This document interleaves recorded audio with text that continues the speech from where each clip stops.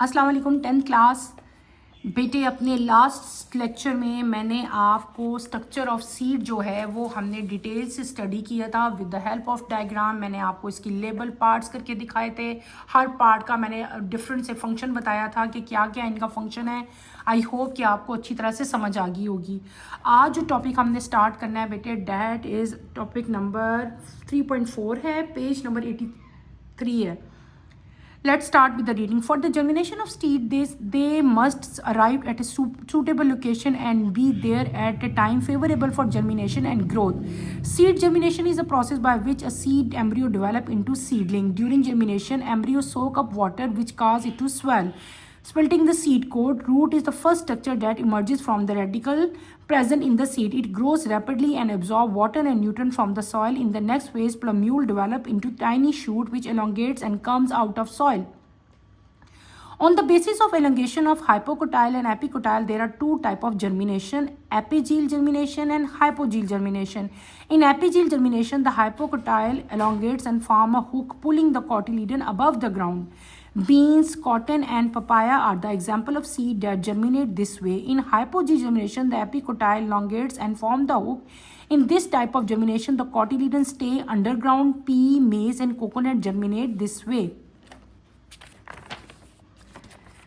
बेटे, आपको इस टॉपिक में क्या चीज़ बताई गई है? आपको बताया गया है कि जर्मिनेशन क्या होता है कि सीड से नए प्लांट बनना। ठीक है, इस पूरे प्रोसेस को हम जर्मिनेशन कहते हैं।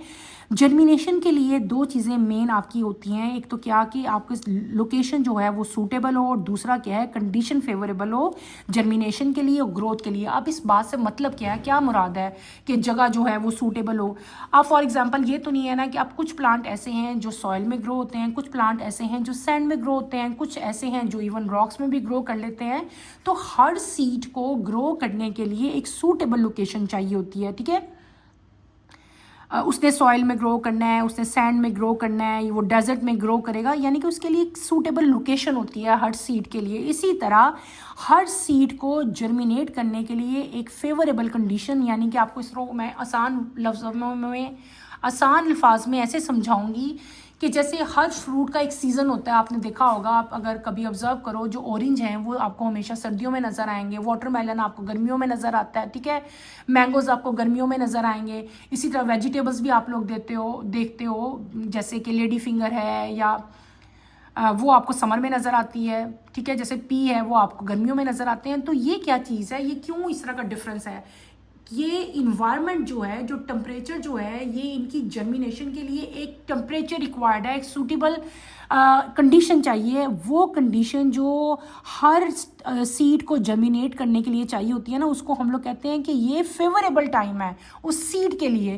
तो वो जो फेवरेबल टाइम होता है, फेवरेबल कंडीशन होती है, वो तब भी जर्मिनेट करता है। अगर आप लेडी फिंगर का जो सीड है ना, अगर मैं वो इन द स्टार्ट ऑफ जो है, अगर समर या समर से थोड़ी देर पहले अगर मैं ग्रो करूंगी तो वो जर्मिनेट हो जाएगा। लेकिन अगर मैं उसको विंटर में ग्रो करूंगी तो वो कभी ग्रो नहीं करेगा, क्योंकि वो उसके लिए, उस सीड के लिए वो फेवरेबल कंडीशन नहीं थी। क्लियर बेटे? सीड जर्मिनेशन जो है ये वो प्रोसेस है जिसमें सीड जो है वो डेवलप होके एक छोटा सा प्लांट बनता है। जो छोटा सा न्यू प्लांट अराइज होता है ना बेटे, उसको हम लोग सीडलिंग कहते हैं। ठीक है, ये यहाँ पे लिखा हुआ है। इसमें होता क्या है कि जब एक सीड, आप लोग कोई भी सीड है, सपोज करो एक ये आपके यहाँ पे डायग्राम, ये सीड है, इस सीड को मैंने सॉइल के अंदर लगा दिया। ठीक है, ऊपर से मैंने थोड़ी सी सॉइल कवर कर दी और मैंने इसको पानी दिया। ठीक है, पानी मैं देती रही, तकरीबन मैंने कोई, हर सीड का डिफरेंट जर्मिनेशन का टाइम है, कुछ को 1 हफ्ता लगता है और कुछ को 2 वीक्स भी लग जाते हैं। हम पानी देते रहते हैं। पानी से क्या होता है कि वो सीड जो है बेटे वो स्वेल कर जाता है, फूल जाता है। ये तो आप घर में भी ऑब्जर्व कर सकते हो। अगर आप चनों को या आपके जो रेड बीन्स है, अगर इनको आप पानी के अंदर सोक कर दो ना, तो कुछ देर बाद आप देखोगे 3-4 घंटे के बाद कि वो स्वेल हो जाते हैं, वो बड़े हो जाते हैं। ठीक है, इसी तरह जब हम लोग सीड को पानी देते हैं तो सीड क्या कर जाता है बेटे, स्वेल कर जाता है। जब वो स्वेल करता है तो उसके सीड को स्पिल्ट हो जाते हैं। अगर 2 कॉटिलीडन वाला है तो दोनों कॉटिलीडन उसके अलग हो जाएंगे। ठीक है, सबसे पहले सीड कोट रिमूव होता है। ठीक है, सीड कोट जो है वो रिमूव हो जाएगा। और जो है वो सीड आपका स्वेल हो गया, सीड कोट रिमूव हो गया, और फिर क्या होते हैं आपके कॉटिलीडन्स भी थोड़े थोड़े से अलग होना शुरू हो जाते हैं। एक चीज़ें पढ़ी थी मैंने आपको बताया था, एक रेडिकल था और एक प्लम्यूल था। सबसे पहले जो है रेडिकल से काम शुरू होता है। रेडिकल के अंदर से क्या निकलना शुरू हो जाती है बेटे, रूट निकलना शुरू हो जाती है। रूट पहले ग्रो करना शुरू करती है और वो बहुत तेज़ी से ग्रो करती है, और क्या उसका फंक्शन होता है कि वो सॉइल के अंदर से वाटर एब्जॉर्ब करती है और जितने उसको बेसिक न्यूट्रिएंट्स चाहिए होते हैं अपनी जर्मिनेशन के लिए वो लेना शुरू कर देती है, वो एब्जॉर्ब करना शुरू कर देती है। दूसरे फेज़ में क्या होता है, रूट अब डेवलप होगी, रूट ने अपना फंक्शन भी शुरू कर लिया। उसने क्या किया, वाटर एब्जॉर्ब किया और डिफरेंट टाइप के जो न्यूट्रिएंट्स हैं वो सॉइल से एब्जॉर्ब किए। उसके बाद जो प्लम्यूल था, सेकंड चीज़ थी, प्लम्यूल ने अपना काम करना शुरू किया। प्लम्यूल ने क्या किया कि बेटे उसने जर्मिनेट किया और उधर से एक छोटी सी शूट जो है, टाइनी शूट जो है वो डेवलप होगी और वो सॉइल से बाहर आना शुरू हो जाती है। ठीक है, अच्छा ये तो एक प्रोसेस हो गया। अब ये जो पूरा प्रोसेस है कि जो कॉटिलीडन्स हैं, बाज़-औक़ात कॉटिलीडन्स जो होते हैं सीड के वो सॉइल से बाहर आ जाते हैं, बाज़-औक़ात कॉटिलीडन्स सॉइल के अंदर ही रह जाते हैं। तो इस तरह की जर्मिनेशन को on the basis of cotyledons जो है हम इनको दो पार्ट्स में डिवाइड करते हैं। एक होती है हाइपोकोटाइल और एक होती है एपिकोटाइल जर्मिनेशन। ठीक है, एपीजील मतलब हाइपोकोटाइल और एपिकोटाइल की बेस पे ना हमने दो तरह की जर्मिनेशन जो है वो बना दी। पहले आपकी आती है एपीजील। एपीजील जर्मिनेशन वो होती है जिसमें हाइपोकोटाइल बढ़ता है और इतना वो पुल करता है प्लांट को कि कॉटिलीडन भी सॉइल से बाहर आ जाते हैं। तो वो जर्मिनेशन जिसमें कॉटिलीडन जो है वो ग्राउंड से बाहर आ जाते हैं ना बेटे, उसको हम लोग कौन सी जर्मिनेशन कहते हैं, उसको हम लोग एपीजील जर्मिनेशन कहते हैं। क्या कहते हैं, एपीजील germination.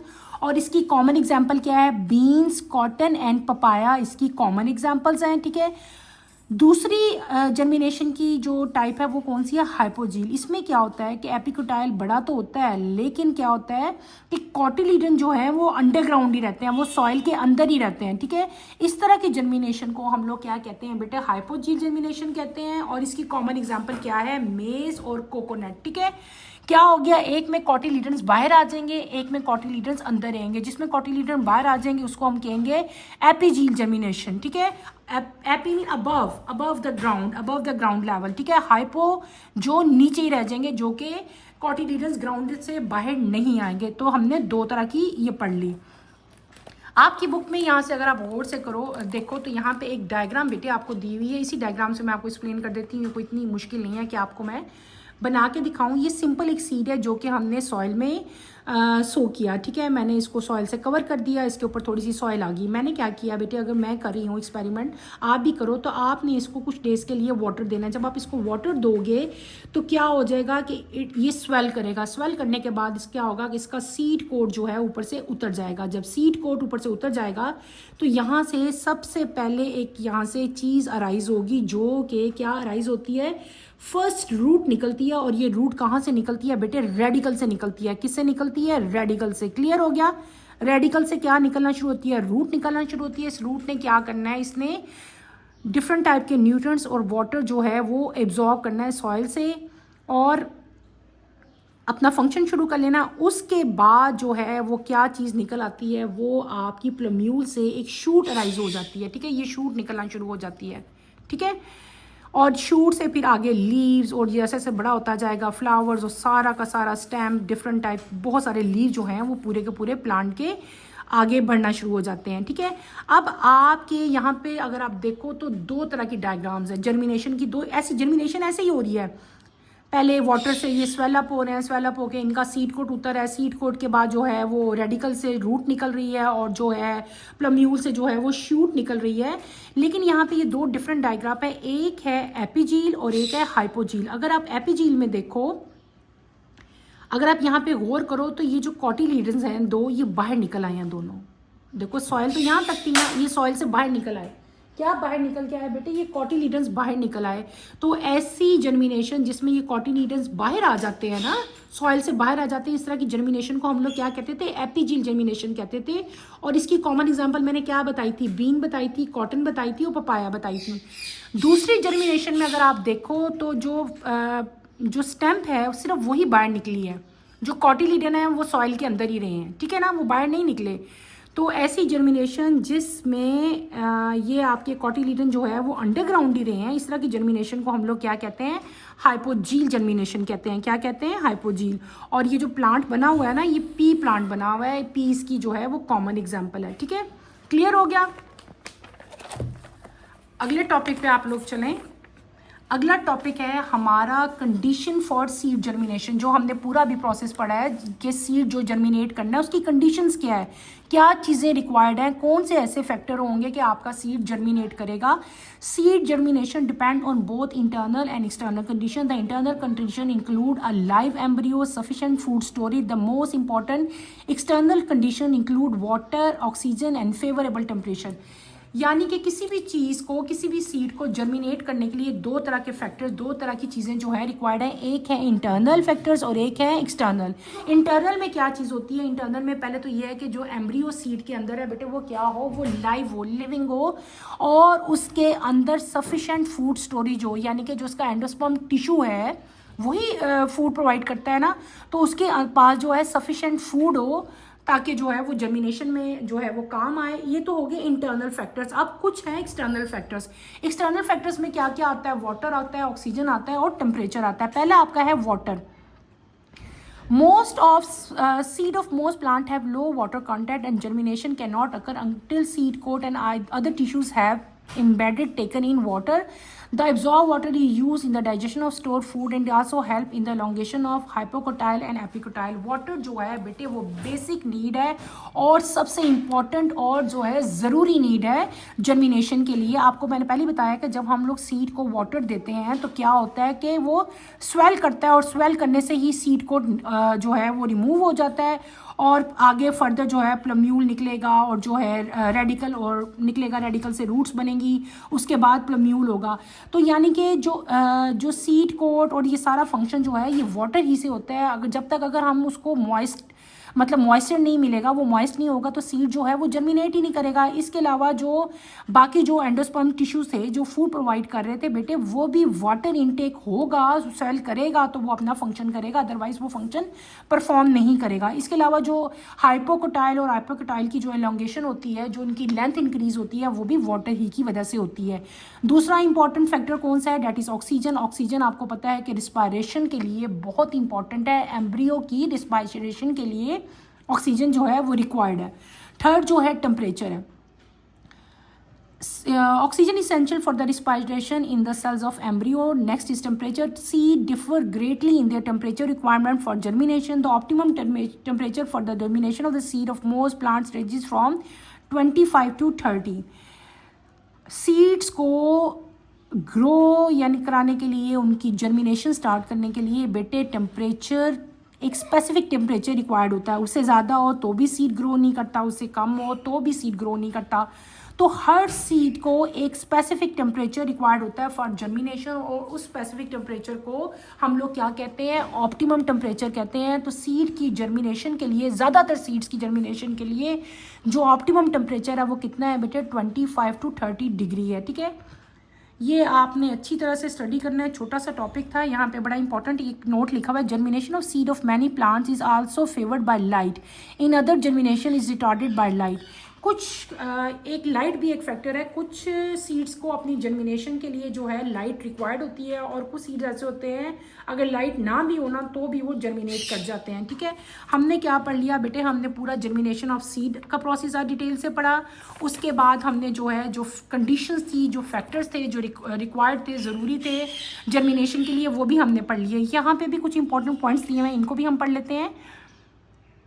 Most seeds go through a period during which there is no growth. This period is called the dormancy of the seed. Dormant seed are ripe seed but do not germinate. Under favorable condition, the seed break dormancy and began to germinate. कभी कभार seed जो हैं बेटे ऐसे periods में चले जाते हैं कि जब उनकी ग्रोथ नहीं होती। इस पीरियड्स को हम लोग क्या कहते हैं? इसको हम कहते हैं डॉर्मेंसी ऑफ सीड्स, और इन सीड्स को हम लोग क्या कहते हैं? डॉर्मेंट सीड्स कहते हैं। ये क्या करते हैं? जर्मिनेट, राइप तो कर जाते हैं पर जर्मिनेट नहीं करते, लेकिन जब कंडीशन फेवरेबल होती है तो ये जर्मिनेट कर जाते हैं।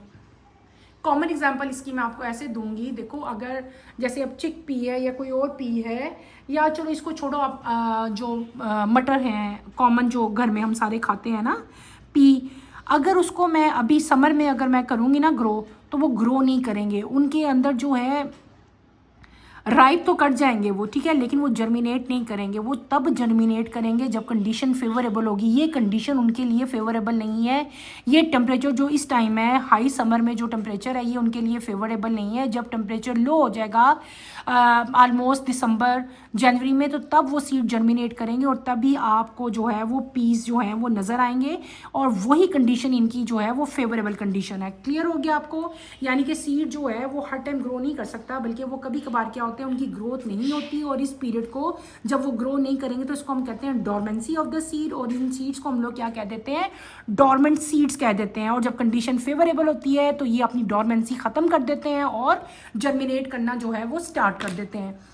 इसके साथ ही बेटे मैं अपना टॉपिक यहीं पे एंड करूँगी, और जो है अब हमारा जो है सेक्सुअल रिप्रोडक्शन जो हमने प्लांट्स में स्टार्ट की हुई थी वो बिल्कुल ख़त्म हो गई है, उनको हमने एंड कर दिया है। नेक्स्ट टॉपिक में हम लोग sexual reproduction in animal start करेंगे। प्लांट्स का सेक्शन ख़त्म हो गया है, एनिमल का जो है वो अब हमने स्टार्ट करना है। तो नेक्स्ट लेक्चर की नोटिफिकेशन के लिए आप चैनल को शेयर करें, सब्सक्राइब करें और लाइक करें। और इसके साथ ही बेटे मैं अपना लेक्चर भी यहीं पर ख़त्म करूँगी। अच्छी तरह से इसको स्टडी करें, कोई प्रॉब्लम है तो मेरे से पूछें। अल्लाह हाफिज़ स्टूडेंट्स।